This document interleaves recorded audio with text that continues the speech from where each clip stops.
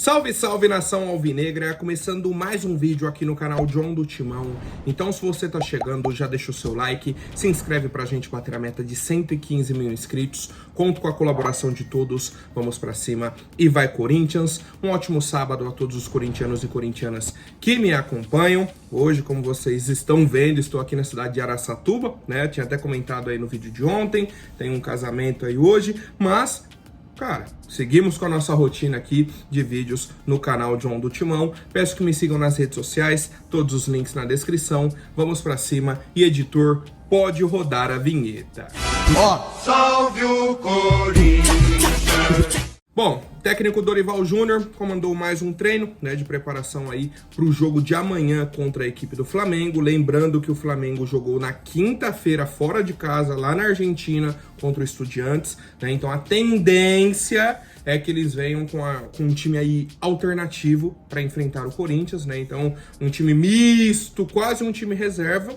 Mas, cara, a gente já viu, né, a atuação do Corinthians em outras situações, como, por exemplo, na última rodada, que foi contra o Lanterna, que é um time pior do que o Lanterna do campeonato. Então não dá nem pra gente criar expectativa, né? O comentário do torcedor corintiano é sempre o seguinte: é pior quando a gente cria uma expectativa no Corinthians. É pior quando a gente enfrenta um time ruim.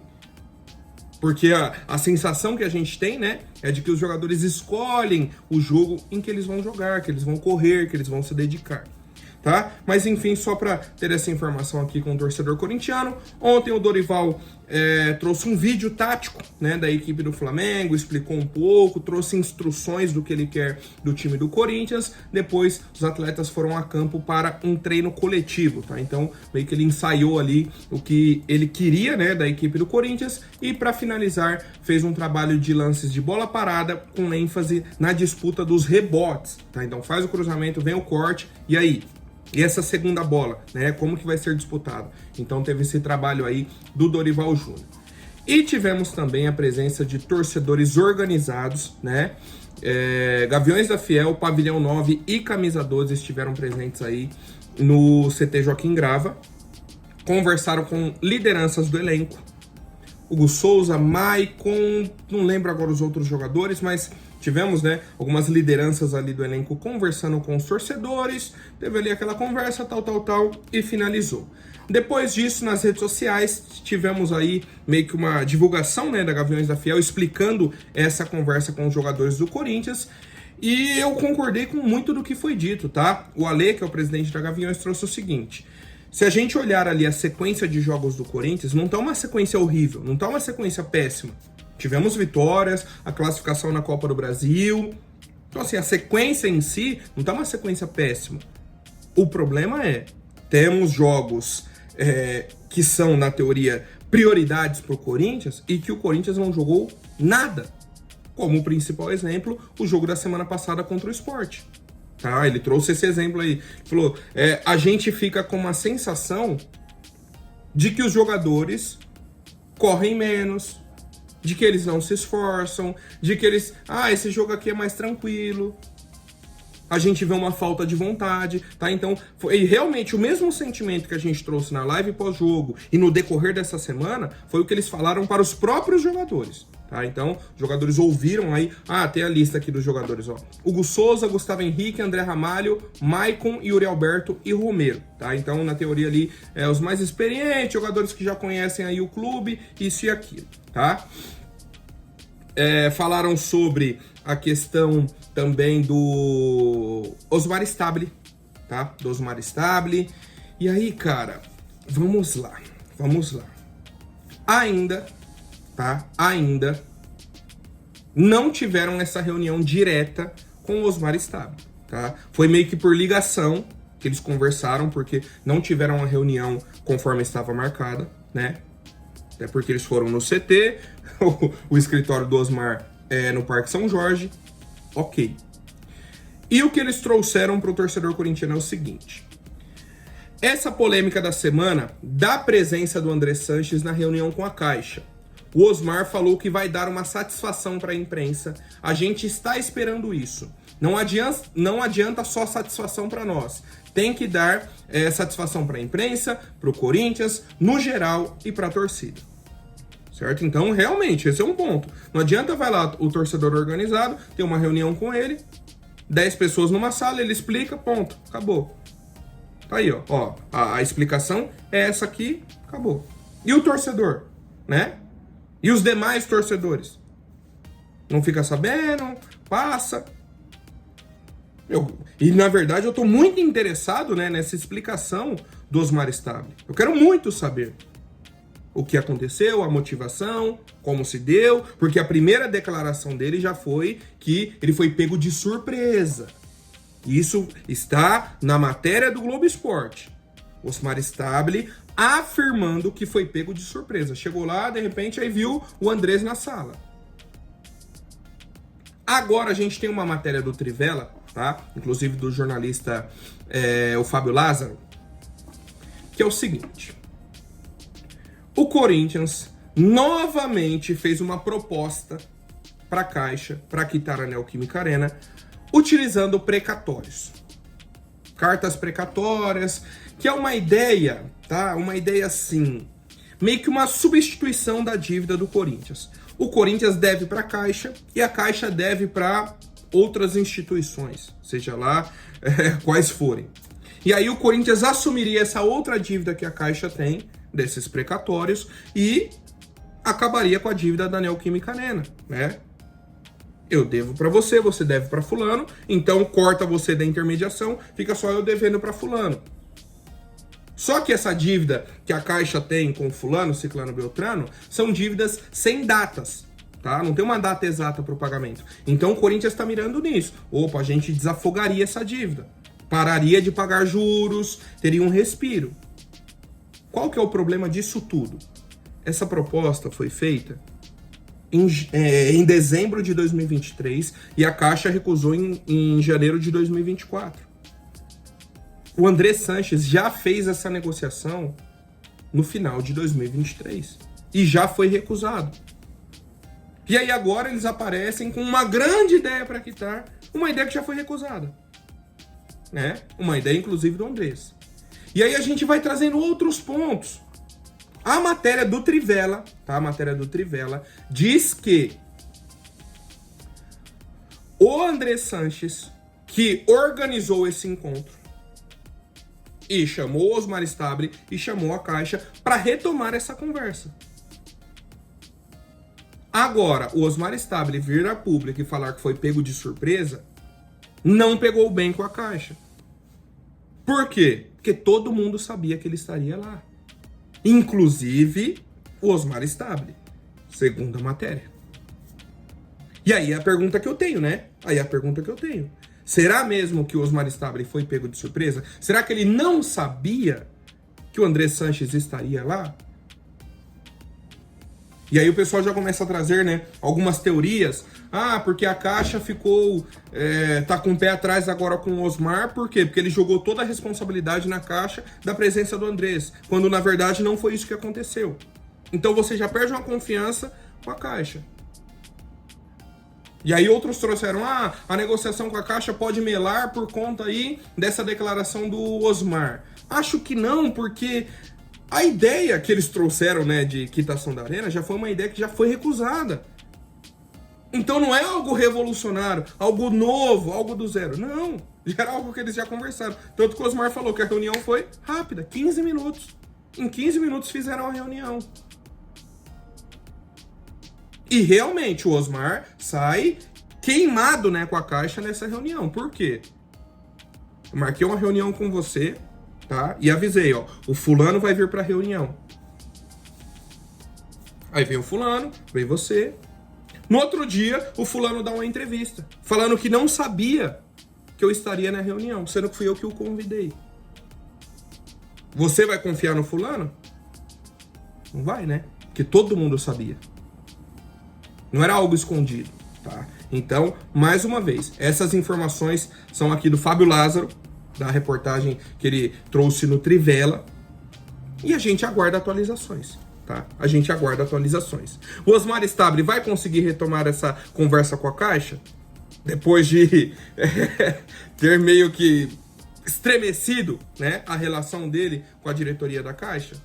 Não sabemos, cara. Não sabemos. Qual vai ser a proposta dele agora para quitar a Neoquímica Arena? Essa renegociação, como vai funcionar? Aguardamos novos capítulos, tá? Mas fato é, eu não acredito que o Osmar Stabile não sabia que o Andrés estaria na reunião, e o Osmar ainda deve essa explicação pro torcedor corintiano, né? Porque eu não acho que ele foi pro torcedor organizado, como o Ale falou ontem, que ele deu meio que uma explicação por cima, mas que ele vai falar pra imprensa, que ele foi pego de surpresa. E aí, então, agora ele vai mudar o discurso? Vai falar, não, na verdade eu sabia? Como que vai ser? Como que fica a imagem dele pro público em geral? Isso ele não cogitou, né? Isso ele não considerou. Mas, enfim, vamos seguindo, família. Sobre contratações do ano passado, né? Até porque esse ano foram 2 contratações, 2 jogadores de graça, Angileri e Vitinho. Sobre a questão ainda de Augusto Melo, né? Que a gente falou um pouco ontem, que ele falou que o problema não era mais dele, trouxe aqui no vídeo, deu muito debate nos comentários, mas temos que seguir falando sobre isso. Por quê? O Globo Esporte fez um levantamento das contratações do Corinthians. A gente tem dívida da contratação ainda do Kaká, do Tokushima Vortis do Japão. O novo empréstimo do Thales Magno não foi pago. O Corinthians tem parcelas atrasadas com o Midtjylland, da Dinamarca, que era o ex-time do Charles. Ou seja, o Augusto Melo não pagou nenhuma contratação daquilo que estava programado, né? E as pessoas que tentaram defender falaram sobre, mas tiraram o Augusto da presidência, então realmente ele não tem mais culpa, isso e aquilo. Como que ele não tem culpa de parcela atrasada em 2024? Como que ele não tem culpa de parcela atrasada no ano passado? Quem que era o presidente? Era eu? Era você? Eu sou o culpado? Você é o culpado? Porque assim, aí eu não entendo mais nada. Porque se fosse o Andrés ou o Duílio, a gente estaria falando. Pô, o cara é o culpado, o cara é o presidente, a parcela tá atrasada na gestão dele, a responsabilidade é dele. Mas do Augusto parece que nada é responsabilidade dele. Se acontece alguma coisa boa, opa, palmas, o Augusto fez. Se acontece algo ruim, meu Deus do céu. Não, alguém que sabotou isso, alguém que fez alguma coisa errada. Aí eu vou trazer aqui um caso sobre o centroavante Pedro Raul, que foi contratado pelo Augusto Melo, gestão Augusto Melo, chegou o Pedro Raul. Veio do Toluca do México, o valor original $5 milhões, já um preço alto pro jogador, um salário alto que o Pedro Raul tem. Beleza. O Corinthians atrasou as parcelas de 2024. O Toluca já veio com jurídico, já veio conversar com o Corinthians renegociou essa dívida. Inclusive, na gestão Augusto Melo que eles renegociaram, e o valor já subiu para $8 milhões. Então, um jogador que a gente adquiriu por R$24 milhões já subiu para R$42 milhões. O Pedro Raul. E mais uma vez, ele foi comprado na gestão Augusto Melo, atrasaram os pagamentos na gestão Augusto Melo, e renegociaram, né, com juros e com esse valor lá em cima na gestão Augusto Melo. Então não tem desculpa de A, B, C, D, E. Foi o Augusto Melo. E agora vamos entrar em outro debate rapidinho. R$42 milhões pelo Pedro Raul, mais os salários dele, né, que o Corinthians paga 100%. Agora tem uma pequena porcentagem para o Ceará, mas assim... Mas o Corinthians pagou pelo menos o ano passado todo, né? E até o início desse ano, porque ele ainda jogou o Paulistão pelo Corinthians. Quem é mais caro? O Memphis ou o Pedro Raul? Aí vocês colocam na ponta do lápis. Coloca aí na ponta do lápis. O Pedro Raul, pro Corinthians, é mais caro do que o Memphis. Por quê? Porque o patrocinador ajuda a pagar o Memphis. O Félix Torres é mais caro do que o Memphis. E é isso que eu tento trazer para o torcedor corintiano. Quando a gente for cobrar a diretoria e esse tipo de negociação e jogadores, a gente tem que entender isso. O Pedro Raul, pro Corinthians, é mais caro do que o Memphis. É isso. Essa é a conclusão. Esse é o ponto final que a gente tem que entender. Mas, quando a gente fala isso e coloca a culpa no Augusto Melo, vira um pequeno problema, tá? Mas quero saber a opinião do torcedor sobre essa situação, né? Sobre Augusto Melo. Inclusive, só para não passar batido, novamente perguntaram para o Augusto, né, sobre essas contratações, esse levantamento, e falou que realmente estava difícil, isso e aquilo. E a solução dele foi a seguinte: eu comprei o Garro e o Garro se valorizou. O Garro vale muito mais do que quando a gente comprou o atleta. Vende o Garro e paga. Volta naquilo que eu falei ontem. Será que eles são corintianos mesmo? Né? Ontem ele falou, não é mais problema meu. Hoje já falou, vende o Garro. Será que eles são corintianos mesmo? São as perguntas que eu tenho. E para finalizar, família, tô vendo uma movimentação nas redes sociais, tá, de alguns torcedores corintianos trazendo uma petição pública, né? Então, um recolhimento de assinaturas. Você vai lá, entra no site, só põe seu nome, tal, concordo aqui com essa petição, pedindo uma intervenção judicial no Corinthians, tá?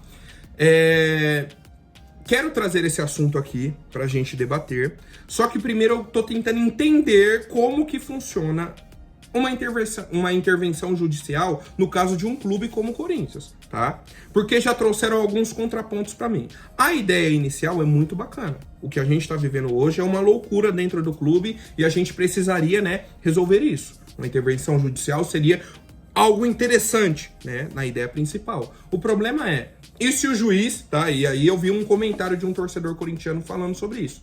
E se ele pega e fala, vou nomear um administrador enquanto a gente não resolve, porque não tem um prazo certo. Não é que ele já vai chegar, daqui 3 meses tá resolvido. Não.